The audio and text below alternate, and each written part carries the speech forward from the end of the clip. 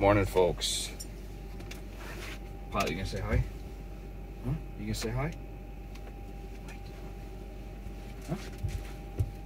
You gonna say hi? Well, his butt says hi, I guess. Whoops. Good morning. I don't have nothing yet. Coffee only today. That's all I got time for. Even though I should have all the time in the world because I parked at school last night. A little ice storm rolled through. We got out of school early yesterday. And like, it's a tough call. I'd hate to be like a director or something like that. I wouldn't hate it. I'd figure it out. But, like, they have a weird line to, I don't know. I don't want to say toe, but like, I don't know. Like, how do you make the call whether to close the school or not? Because of conditions. I mean, I would judge it by what's actually happening, which is tough because that's usually different than the forecast, and everybody gets all hyped up. Well, the forecast says, 8 to 10 inches of snow. How often is that right? One out of every couple times it snows, you know what I mean? But when it's right, and you make the wrong call, you know, you're never gonna hear the end of it. But anyways, we got out of school early yesterday for an incoming ice storm. They were calling for 3/4 of an inch of ice. Power outages everywhere. They got lineman trucks staged up at hotels. Yeah. Well, let's just say we didn't get 3/4 of an inch of ice. We got every bit of a 1/4 inch ice though. And it is on the roadway. So got a text at 4:30 this morning saying, yep, we got school just like normal schedule. And I'm like, okay. I mean, I'm glad I slept at the school parking lot. Kind of weird, you know, that we got let out yesterday while it was raining for, I mean, it didn't turn icy until 9:30, and we got out at 12:30 when our shift ends at 2. Like, we easily could have just went the whole day. I would have rathered that, because I got interrupted. But, what are you gonna do? Anyways, it's a little noisy, heaters running, trucks running, gotta cook breakfast. Solar. Tracy, thank you for the kind words on the shit video. Glad it helped.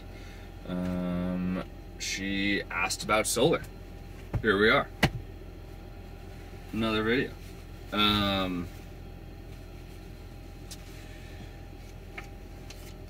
Solar. I have solar. I use solar. I have 3 100 amp hour lithium iron phosphate battle-born batteries, and I use the engine and I use solar to charge them. The engine is pretty unreliable because the charger I got from Sterling is meh. I need to get a hold of them again. I did once and got some steps and I did it and it worked. I did that again this time, it didn't work, but the span between that has been like 8 months because I didn't need the engine to charge anything, like I was just using solar, so I just shut it off. Where are you going, bud? Alright, good shot. Be safe, alright? You're not gonna like it up there, it's gonna be hot. He'll figure it out. Or he won't, I don't know. He will.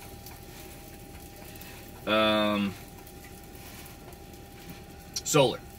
I have a 310 watt house panel. When I say house panel, it's like literally one you'd buy for your house. I didn't go with the RV style thin ones. It's made by Canadian Solar. It is a monocrystalline panel, and I only have one. because that's all that'll fit on the roof. It takes up a ton of space. So I have a roof fan here and a roof fan pretty much at the back camera, and it takes up like every bit of 5 foot, something like that, like long, 5 foot, 6 foot, something like that. So between leaving space, because the vent cover goes to here, leave a little space, it's probably every bit of this big, and then there's only like 1.5 foot or 2 foot from there to the start of the next fan. You're back, bud. Oh, nope, you're going again. Okay. Alright. We don't know what we want to do this morning.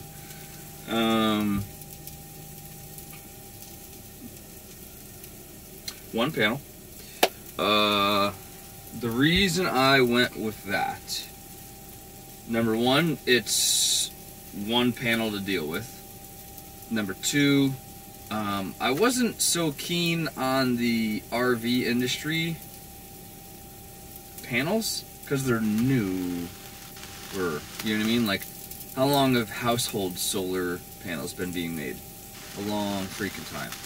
They haven't always been great, and they're still not that great in the grand scheme of things, but they're better than probably, you know, like, I don't know. That was just an assumption. I can't really fact base that, but just off of my brain, I'd rather buy from somebody that's been in the business for years and years and years making that singular product, opposed to going with someone that makes a bunch of other products and, well, solar is now a thing, so we're going to make those. Now, granted, I'm sure they don't make them, they contract it out, and it might be the same frickin' house people that make it, but I don't know. But also, you go doing multiple panels, and then you got to decide whether you're going to be wiring them in series or parallel, and how efficiency messes with that. Nate Yarborough from DIY, or no, they used to be called Explorist Life. He's got a website. If you're watching this, let me know, and I'll get you his website. He has a ton of great resources, and he has a couple good videos talking about how to wire them. And he goes over the parallel and series configurations and how they can.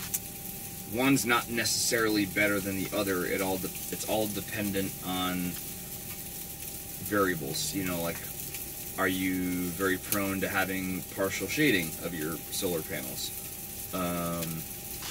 Do you only operate in hot weather conditions? Stuff like that. It's because panels have a temperature coefficient for the efficiency. The cheaper panels, the polycrystalline ones, they don't do as well in the cold. In the heat, excuse me. All panels work better when it's cold.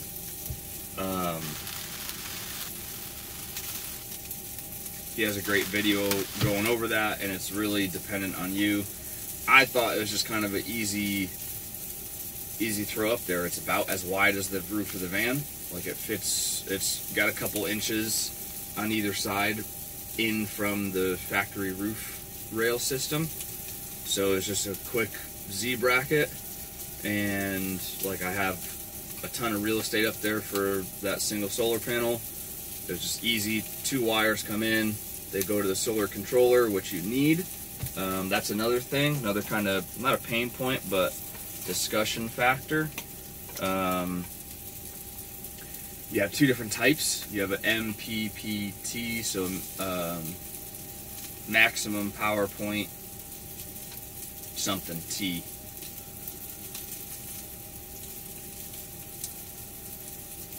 I don't know. And then PWM, pulse width modulation. So the PWM is far cheaper. They're like, you probably have like cash in your wallet right now to buy one. They're like 40, 50, 60 bucks. They're cheap. And that's another video that you can find. I don't know if it's by him or if it was by somebody else. Did like a test to find out which one worked better. Typically the MPPT does, but there are certain circumstances where the PWM is better. It's like anything in here, anything in a house, anything, any decision you make. There's a but, there's a well. In this condition, well, if this variable, unfortunately, you just got to weigh out, like, all right, well, maybe statistically or usually what's going to be better, you know? I went with the MPPT. It's pretty cool. Like, the thing, it maximizes the sun you're getting. So it will pretty much, what am I trying to say? So let's go back to like basics here. You cannot just go directly from your solar panel to a battery, typically, unless you had a really, really tiny solar panel or a very, very low wattage solar panel. Because the solar panel, its only job is to turn sun into electricity, and it doesn't care at what range that electricity is made, so like voltage and amperage. So with that, you can't go just throwing, you know, 4 volts at your batteries, or conversely 40 volts at your batteries if it's like a crazy sunny day, your sun's directly overhead. 4 volts won't charge your batteries, 40 volts will fry it. So you need something to manage that, you know. That's where the solar controller comes into play. Victron makes really, really, really good stuff. I'm not sponsored by fucking anybody. I don't get no discounts on shit. I don't got no discount code for you. Nothing. I am biased because it's the only one I've used, but for someone that knew nothing about these things, I was able to set it up, and it's freaking Bluetooth.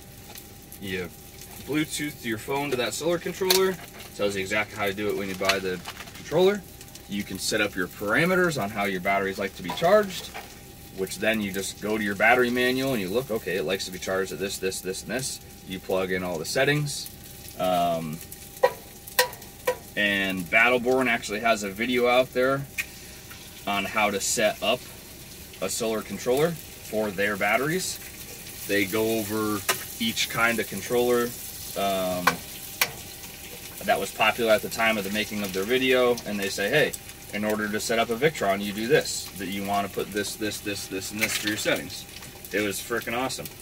I didn't find that till afterwards, but I was able to manage it completely just off of the battery spec sheet and off of, it's a very intuitive app, like, to get the Victron stuff going. It's straightforward. Yeah, I love it. It's really cool, like, thinking about and knowing that just the van's sitting somewhere all day, like it's getting charged, as long as it's sunny. I strongly advise, depending on the size of your battery bank, depending on what you like to do, depending on what kind of electronics you run, so many freaking variables. I would suggest anybody don't only rely on solar, because shit happens. Rain happens. You might think that, hey, like, I don't gotta move for X amount of time, and like I'm gonna be in a nice bright sunny spot, blah blah blah. Shit happens, man. I wouldn't back yourself into that corner of only having one source to charge your batteries. It's kind of up for debate the best way to charge them off your engine, but that's a different video, different story type thing. But solar's, it's super awesome, man. I don't know. I love it. I love nerding out on it and watching, like, on a sunny day. The app has a history mode, essentially. So you can go back and see how many watt hours you've accumulated for the past 30 days. And it breaks it down, you know. So it's a pretty cool thing, because if you, I don't know, say you really need to track that or something. I don't know. It's just cool being like, man, all right, so I know Wednesday was like the sunniest of sunniest days. We're supposed to have 10 more of those, like, coming up. How much did I gain? It's cool. Because then you're like, shoot, man, I could run my air conditioner for like 10 minutes a day if I do that. Because that's what my batteries can handle. Whatever. I don't know. Or you could charge stuff that you don't normally charge because you might have a small battery bank, but you know sun's coming up. Whatever. You kind of get the point of where I'm going with that. It's cool to see what you can get from it. What else about solar? What else?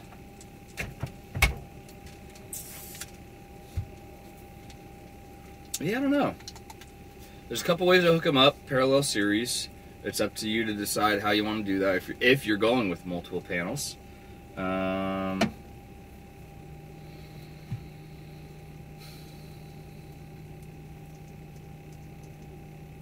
Yeah, shoot.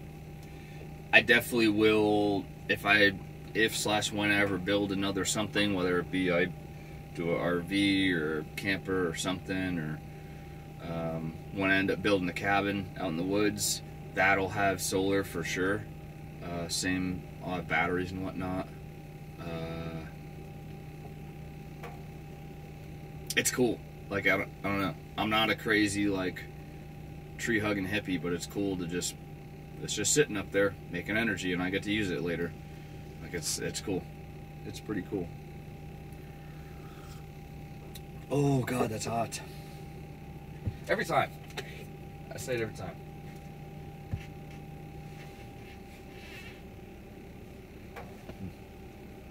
Nobody's here yet. Oh, sorry, pilot. Almost stepped on your foot. Sorry, bud. Guys, I'm like dead-ending on solar. I feel like I had a ton more to talk about. I think because I was going to get into the nitty-gritty about, like, how panels are made and the mono versus polycrystalline and da-da-da-da-da-da. But I'm not an expert on it. And it's kind of, from the research that I did when I was looking at panels, I went with the mono crystalline because it's more efficient. The temperature doesn't affect it as bad.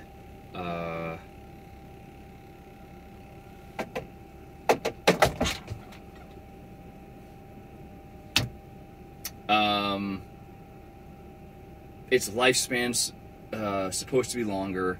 It pretty much was like a no fucking brainer. There were some aspects of a polycrystalline that, like, made it better. I think it handled partial shading better. Where, like, say you have a tree branch or a power line, like, making a shadow on your panel, some people would be like, oh, it doesn't matter. No, it fucking matters. As much as, like, a quarter, as much as just, like, a speck sitting up there. Not so much dust, but, like, if you have a object blocking one of the ingots, which is one of the, like, the squares that you see on the panel, it makes a big difference. So that's why I went with mono. The panel was, like, it wasn't that expensive.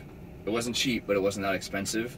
And I want to say it was around the tune of like $250 to $350 in that range, I think. It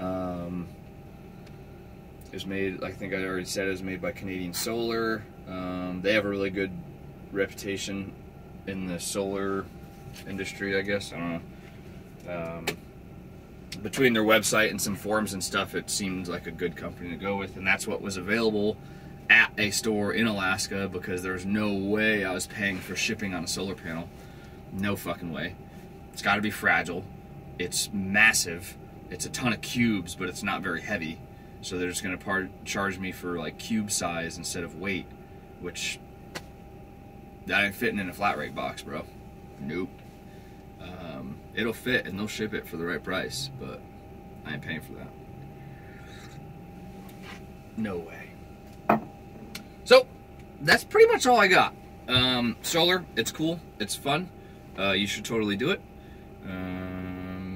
And be like a semi-nerd like me and track your history, even though it means nothing, because it doesn't really mean anything. But it's a cool number to look at. I just think it's cool that I'm creating electricity by doing nothing. Well, I installed it, but just sitting there. Like, just making electricity, and then I could charge my phone, and I could run my water kettle, I can charge my toothbrush. Like, it's pretty cool. That's all I got.